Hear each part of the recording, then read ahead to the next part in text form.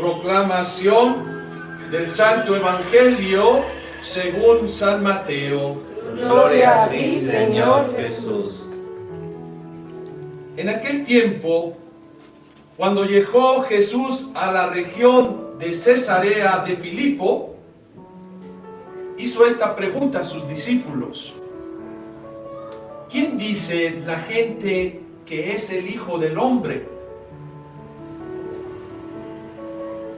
Ellos le respondieron: unos dicen que eres Juan el Bautista, otros que Elías, otros que Jeremías o alguno de los profetas. Luego les preguntó: ¿y ustedes quiénes dicen que soy yo? Simón Pedro tomó la palabra y le dijo: tú eres el Mesías, el Hijo de Dios vivo. Jesús le dijo entonces: dichoso tú, Simón, hijo de Juan, porque esto no te lo ha revelado ningún hombre, sino mi Padre que está en los cielos. Y yo te digo a ti, que tú eres Pedro, y sobre esta piedra edificaré mi iglesia. Los poderes del infierno no prevalecerán sobre ella. Yo le daré las llaves del reino de los cielos. Todo lo que ates en la tierra quedará atado en el cielo, y todo lo que desates en la tierra quedará desatado en el cielo. Y les ordenó a sus discípulos que no lo dijeran a nadie que él era el Mesías. A partir de entonces comenzó Jesús a anunciar a sus discípulos que tenía que ir a Jerusalén para padecer allí mucho de parte de los ancianos, de los sumos sacerdotes y de los escribas, que tenía que ser condenado a muerte y resucitar al tercer día. Pedro se lo llevó aparte y trató de disuadirlo diciéndole: no lo permita Dios, Señor. Eso no te puede suceder a ti. Pero Jesús se volvió a Pedro y le dijo: apártate de mí, Satanás, y no intentes hacerme tropezar en mi camino, porque tu modo de pensar no es el de Dios, sino el de los hombres. Palabra del Señor. Gloria a ti, Señor Jesús.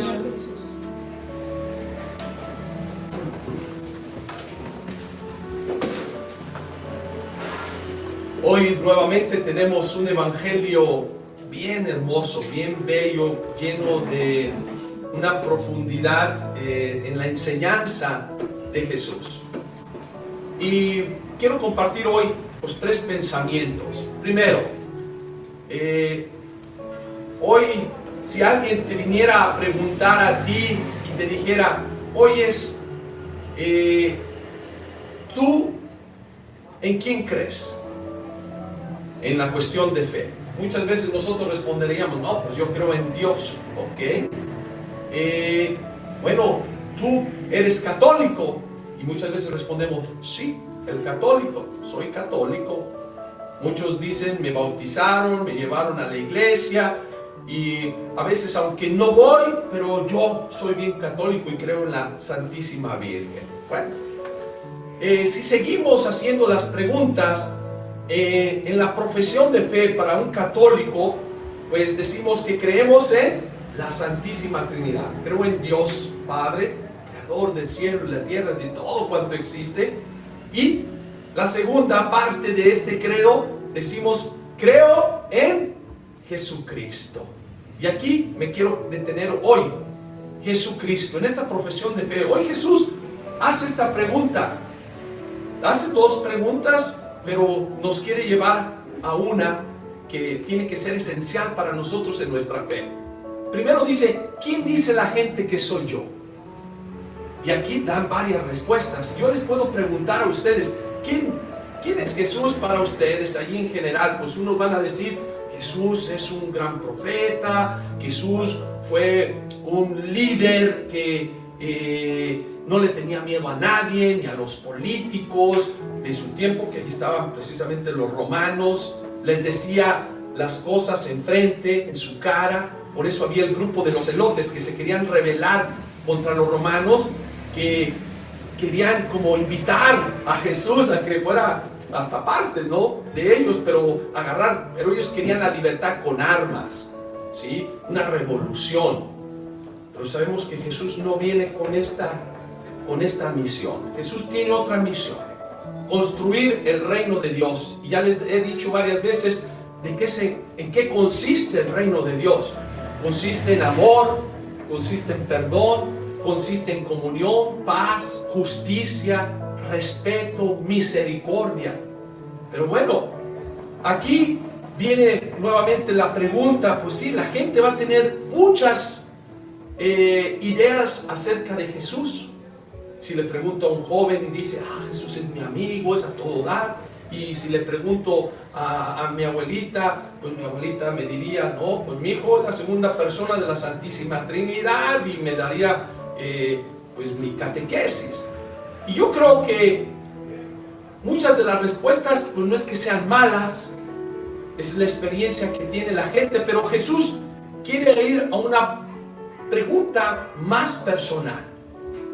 Y esta es la pregunta que nosotros nos la dirige hacia ti y hacia mí. ¿Y tú quién dices que soy yo? ¿Ustedes quiénes dicen que soy yo? Si la gente dice, los libros dicen, la historia dice, pero para ti, ¿quién soy yo? Y esta es una pregunta esencial para nuestra fe, para nuestra fe. Muchas veces nosotros tenemos la respuesta del catecismo, nada más intelectualmente la aprendemos de memoria, pero Jesús quiere ir más profundo. ¿Quién soy yo para ti? ¿Quién soy? ¿Realmente soy el Salvador? ¿Realmente soy la vida? ¿Realmente soy el camino? ¿Realmente soy la verdad?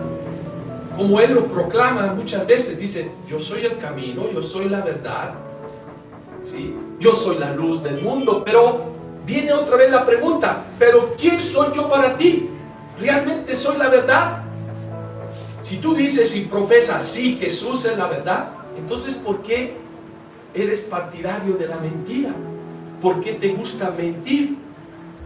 Si Jesús pues es la verdad, ¿por qué andas buscando otras verdades en otros lugares? ¿Por qué andas acomodando las cosas a tu manera? Sigue a Jesús, conoce a Jesús, porque muchas veces no lo conocemos, nomás decimos, sí, pues es Dios, es el Dios con nosotros, el Emmanuel, es el Mesías, el que vino a traer la redención, pero lo tenemos nada más en la cabeza, ¿sí? Hoy Jesús nos hace la pregunta, ¿quién soy realmente para ti? ¿Quién soy? ¿Soy tu amigo?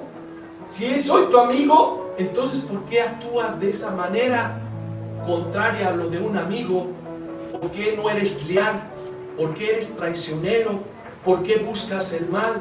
Si tú dices que yo soy tu Dios, ¿por qué andas yendo a que te lean las cartas? Ay, Padre, es que allí me leyeron para saber mi destino. ¿Cuál destino?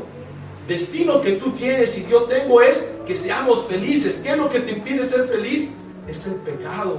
¿Y cuál es el pecado? La envidia, la división, la soberbia. Pues ahí acumúlale. ¿Qué es eso que te impide? Yo creo que esta pregunta es muy importante, el hacérnosla tú y yo en este día. Hoy Pedro da la respuesta. Y la respuesta, ¿qué le dice? Tú eres el Mesías, el Hijo de Dios vivo. Pedro lo reconoce. Y Jesús, pues claro que nos conoce nuestros corazones, nuestra mente. La respuesta que le da, le dice, claro, Pedro, tú has dado en el clavo, pues. Tienes la respuesta. Y esa no te la revelé yo, te la ha revelado Dios Padre. ¿Por qué? Porque abrió su corazón. Pedro ha abierto su corazón. Cuando tú abres tu corazón a Dios, vas a empezar a entender muchas cosas. Cuando tú te abandonas realmente a Dios, es realmente cuando tú descubres el camino que te lleva a la felicidad. Y es allí, pues, los dones del Espíritu Santo. ¿Cuáles son? Jesús que nos dice, pidan y se les dará. No pidan dinero, no pidan otras cosas, piden los dones del Espíritu, que es entendimiento, sabiduría, ciencia, paciencia, fortaleza, temor de Dios. Bueno, esto es lo que nosotros estamos llamados a pedir. Cuando tú se lo pides, Dios te lo da. ¿Cuántas veces se lo has pedido a Dios? Señor, dame la sabiduría. Señor, dame el entendimiento para yo decidir qué es lo más importante. O cuando vas a ir a hablar con alguien, yo siempre le digo a las personas, encomiéndate al Espíritu Santo, pídele al Espíritu Santo y Él te va a dar las palabras correctas. Y te vas a sorprender de lo que sucede, de lo que pasa en tu vida. Pero es el reconocer que Dios es tu Señor, que lo grabes en tu corazón, no nomás en la mente, nada más en los conceptos, sino realmente que lo vivas en ti. Bueno, este es el primer pensamiento. Segundo, hoy Jesús nos confirma algo. Jesús fundó una iglesia.